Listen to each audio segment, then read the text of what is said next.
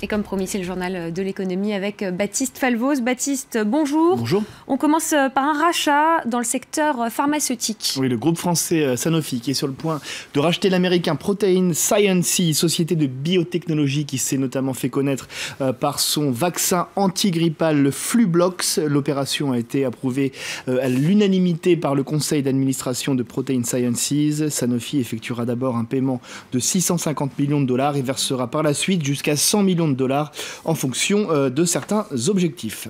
Et toujours l'actualité des entreprises. Avec aux États-Unis la société de transport d'électricité Oncor qui est décidément très courtisée. Après avoir reçu une offre de rachat de Warren Buffett, c'est désormais un autre milliardaire, Paul Singer, qui est surenchéri. Le fondateur du fonds Elliott Management annonce une contre-offre valorisant Oncor à 18,5 milliards de dollars. Oncor qui croule sous les dettes et qui s'est placé sous la loi de la protection des faillites en 2014. Il s'appelle Randall Carl's, il est actuellement gérant d'un fonds d'investissement et il pourrait devenir le prochain vice-président de la Fed en charge de la supervision bancaire. La Maison-Blanche a annoncé cette nuit ce choix fait par Donald Trump. Randall Carl's, qui a servi au département du Trésor sous l'administration Bush, sera chargé de faire avancer la politique de dérégulation bancaire qui est prônée par Donald Trump, mais il doit au préalable être approuvé par le Sénat américain.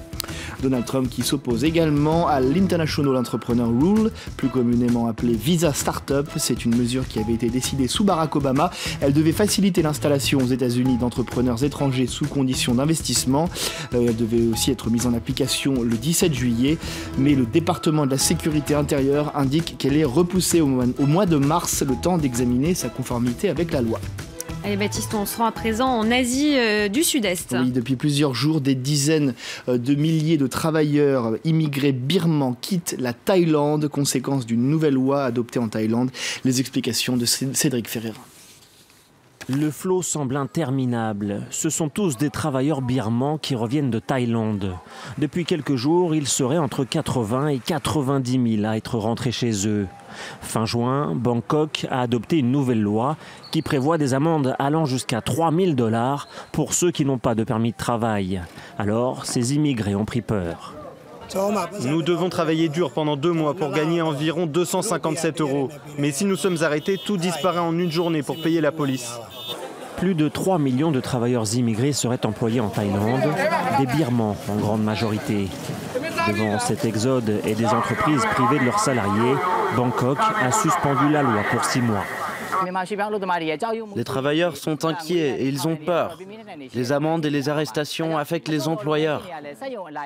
En Birmanie, les perspectives ne sont pas plus réjouissantes pour les travailleurs.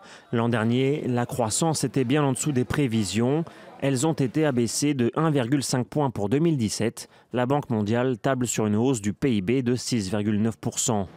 Pour tenter de rectifier la situation, le gouvernement vient de mettre sur pied une loi sur l'investissement et travaille à une nouvelle loi sur les sociétés pour la fin de l'année. On part à présent aux États-Unis. Donald Trump, on le sait, est parti en croisade contre les constructeurs automobiles qui délocalisent leur production au Mexique. Et voici une nouvelle qui ne devrait pas lui faire plaisir. Non, effectivement, l'industrie automobile mexicaine se porte bien et surtout elle exporte bien. Le pays a exporté 215 235 véhicules aux États-Unis en juin. C'est une hausse de 16% par rapport au même mois l'an dernier. Ces chiffres interviennent au moment où l'administration américaine s'est lancée dans une renégociation du traité de l'ALENA, signé en 1994, je vous le rappelle, entre les États-Unis, le Mexique et le Canada.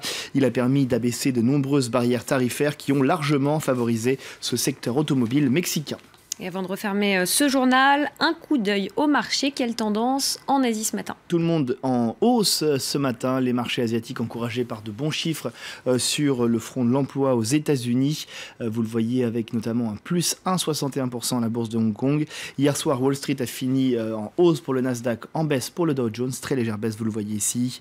Les regards sont désormais tournés vers l'audition de la présidente de la Réserve fédérale américaine, Janet Yellen, devant le Congrès mercredi et jeudi. Les opérateurs de marché espère notamment obtenir des indicateurs sur la politique de resserrement monétaire à venir aux États-Unis. Et puis on verra dans une heure si les marchés européens suivent la même tendance. Merci beaucoup Baptiste.